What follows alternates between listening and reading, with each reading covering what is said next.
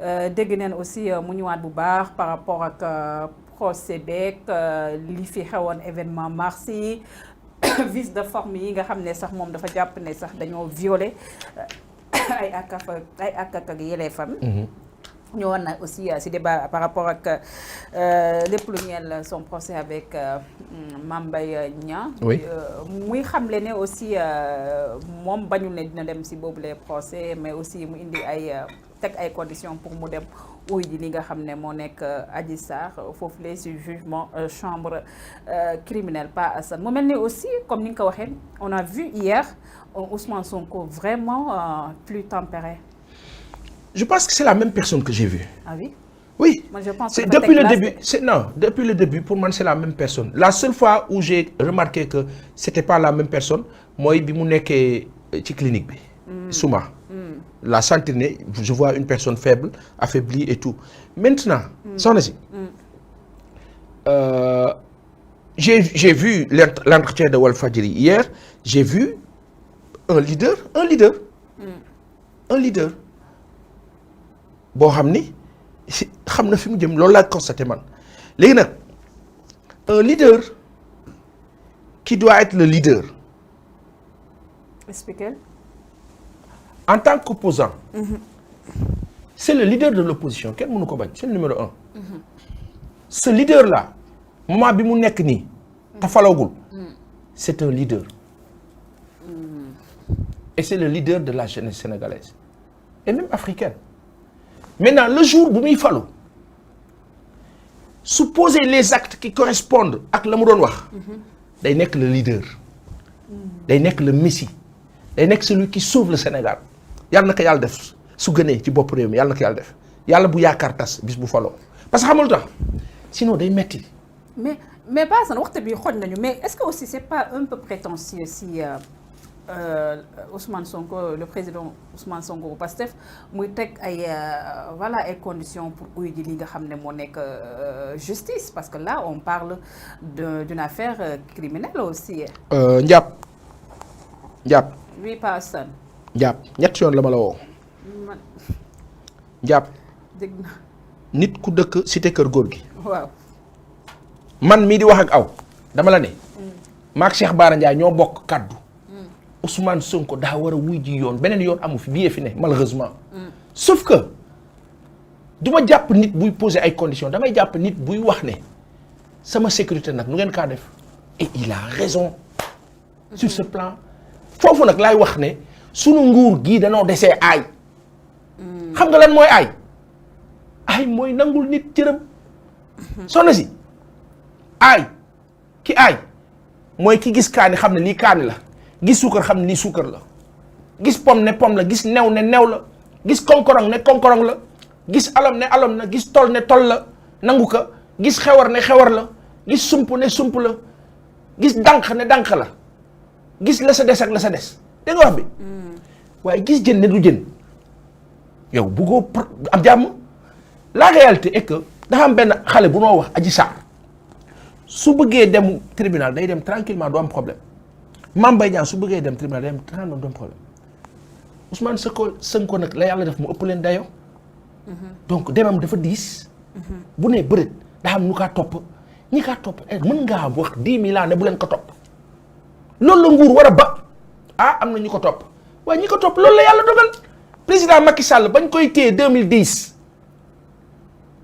sanu maam ba Sëriñ Bara yàlla na yàlla yokk ay leeram ci aljani gën a kawe ba muy intervenir pour bañ président Abdoulaye Wade dal ci kaw Macky Sall candidat alors mu téye ko pour blanchiment commissariat central pourtant ba kilifa bi ñaanee président Wade dafa bàyyi ba waral ñu jël président Sall moment boobu mu nekkee candidat yóbbuwaat ko ba palais ba maître Madické Niang moo fekkee audience boobu ñu calmer les jeux du dëgg calmer les ardeurs Wade bàyyi ñu nekk ci leneen kilifa diine yi sur le cas de Karim Meïssa Wade Khalifa Ababacar Sall Cheikh Sidi Makhtar Abdou Aziz Sy Al Amin sëñ ba sunu maam yooyu ñaan nañu ba dem nguur gi lànk rek dëgër ñëwaat te nguur gi sur Karim comme sur Khalifa newul woon ci dëgg parce que sur Karim ñun ñi ñëpp dañoo doon wax oui c'est normal réduction des comptes mais bañ demee ba ci biir lan ko doon tuumaal amut kaay wane lu tax nga am xaalis kaay wane sa xaalis foo ko jëlee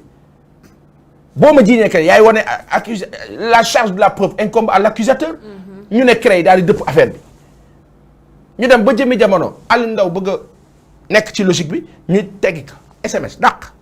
xam nga yooyu injustice yooyu moo baaxul la ca la leen ca muccloo ca Karim Meïssa Wade ak Khalifa Ababacar Sall. ñu nekk des acteurs politiques écartés d'une façon incroyable kii nag moom ñëw résister la différence c'est ça. Ce n'est ni de la prétention, c'est juste quelqu'un, Ousmane Sonko a eu la chance d'avoir vécu le cas Karim Wade, d'avoir vécu le cas Khalifa Ababacar Sall, mu dal ci kawam mu ne duma ko nangu. Et ça balade keroog si Ziguinchor après c'est mort, c'est saccage. Balade c'est-à-dire? Doxantu bi quoi, saafonte bi voilà mi mel ni comme kuy fêter une victoire et. yow yaa jàngat lool yaa jàngat kuy fêter victoire dama la laaj parce que man nekkuma fi di fi jàngat. ah je pose da nga may laaj voilà. déet laaj da nga laaj kat joxoñ mu mel ni kuy yow da ngaa wax de. damay laaj Bassane. ah laajoo de da ngaa joxoñ baaraam. tuuma da ngaa joxoñ tuuma daal di ne muy mel ni kuy yaa ko wax de. j'ai juste posé une affirmation la. du question laajee que neneen du question de affirmation la. nii laa ko sentir. noonu nga ko sentir du kon nag du question kon la nga wax noonu neel ma tontu la ci rek. waaw tontu. naa la ci tontu. magum jëmm toog dëkk bi média yeeg ku ne naan waa daw na dem na mu nga fee ku ne di wax mu loolu ñaari fan génn nga ne lu tax muy génn fekk ay xale yu taxaw ci buntu këram mu nuyu leen c'est normal. et comprenons aussi une chose Ablaye Wade da daan wàcc aéroport nit ñi teeru ji ko aéroport. àndandoog moom ba Point E. soppi président Macky Sall dañ kaa tàccu ba mu falu. waa léegi yéen nguurab Sénégal bi ngeen ne du ngeen du tàccu nit kenn du ko kii mu ne beñe dugub ngeen mer ci beñe dugub fi mu ne nii bëggatunoo dégg beñe dugub ba tax fi mu ne nii xew na na. loolu la yàlla defal Ousmane Sonko dama lay wax benn affaire. dara leeruma ci ne Ousmane Sonko mooy président bu baax pour Sénégal leeruma. mënuma ñàkk mandoo noonu yàlla rek a xam waaye dama ne Sénégalais yi ëpp dañu am yaakaar si moom son discours les a convaincus waa léegi discours boobu convaincre léegi nga ne dee yow loolu du sotti waa ji acte bu mu posé nga war ci am problème bu ci am problème. yow yaa yor xulil yow la ñu dénk xulil de 2012 à 2023 yow xam nga lu ñu la dénk. plus de 40 000 milliards de francs CFA yow dañ la kaa jox yow. tojoo. d'accord. wuy ma yow dañ laa jox plus de 40 000 milliards tojoo xam nga yow 40 000 milliards lan nga ci réussir nga ne def nga ay kilomètres tali yu bëri xulil nga ne def nga BRT bu pareegul nga ne def nga TER ci alal joo xam ni dañ ko war a fay 25 ans plus de 784 milliards nga ne def nga nu mu tuddati jënd nga ay bus nga ne ñàpp am nañu war ma trop ci kilifa yi. c'est vrai ils ont échoué lamentablement ce régime là. bi jeex na passé na bu yàgg waaye man ak yow bu ñu toogee moom du ñu xam a jóg. Ce procès du 23, que risque le leader de Pastef? Parce qu'on parle d'un document bu ñu naan 471 pages, 50 avocats qui tournent autour de cette affaire. Ousmane Sonko nous parle d'un dossier vide. beneen wàll gi ñi dar ay Adji Sarr ku mel ni ko maître El Hadji Diouf ñoom jàpp ne carrément que voilà keroog so bi ñu ñëwee le 23 moom le leader de Pastef dinañ ko làkk li nga xam ne mooy jant bi.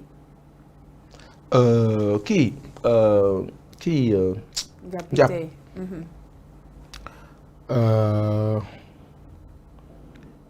Njàpp nañ jox sénégalais yàlla nañu yàlla may fekkeek tal samedi bu jot.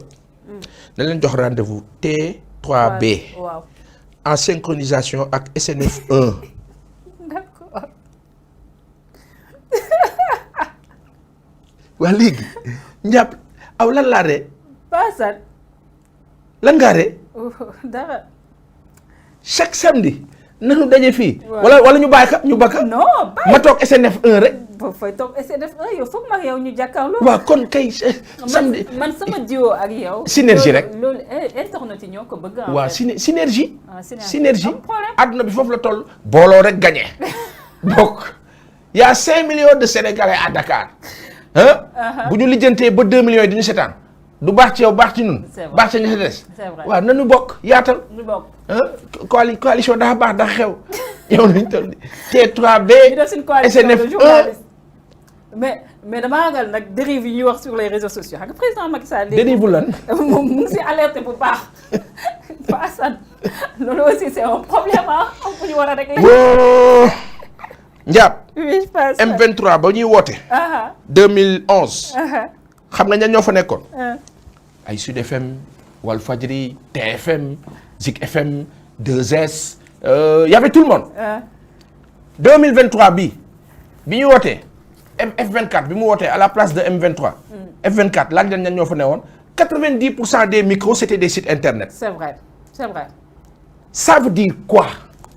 Ça veut dire qu'il y a quelqu'un qui a laissé de l'espace. Quelqu'un d'autre l'a pris. yàllaa ni defee ku jàpp ci àdduna ne woy bu ma moo fi nekkul dara du dox dof nga. c'est vrai. su ma fi nekkee dara non moo fi newul du dox dof nga c'est comme quand les gens nous disent woy bu ngeen fi jëlee président Macky Sall je dis mais yéen y en a qui se foutent de nous ngeen baal nu terme bi y en a qui ne nous respectent pas. Il y a combien de Sénégalais capables de diriger ce pays. ñaata lañu kenn xamul ñoo xam ni ñoo ëpp xam-xam président Macky Sall.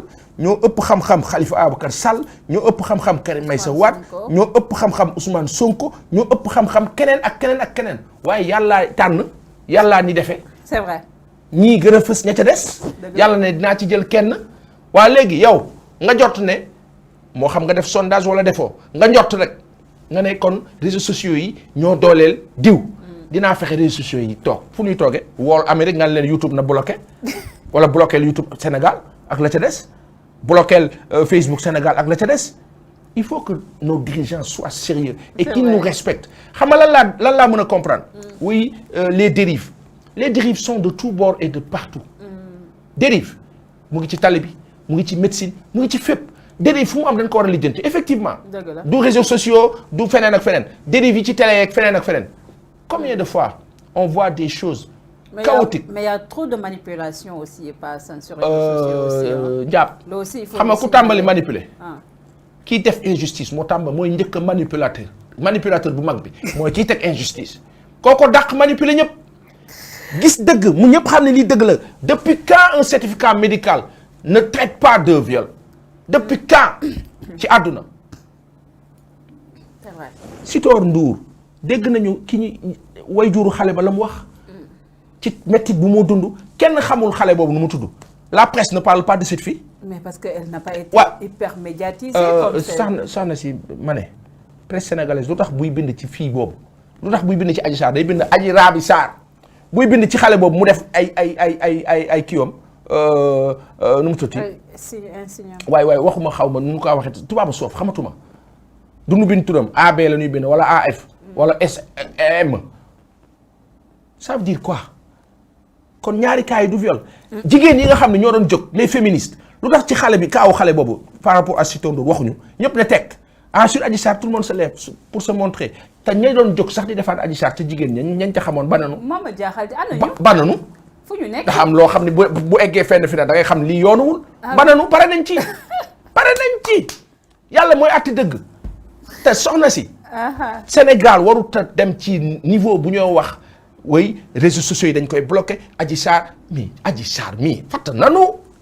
Adji Sarr dafa jonga ma nag de xanaa gisoo temps yi sax tey ñi koy soutenir ñi koy soutenir ñaan tribunal ngay dem lu toll noonu gisuñu sa papa gisuñu sa yaay gisuñu sa bàjjen gisuñu tànn ñoo daal lu ñu gis mooy. ab sa avocat elle est sous haute surveillance aussi pas ça. haute surveillance. ku ko topp.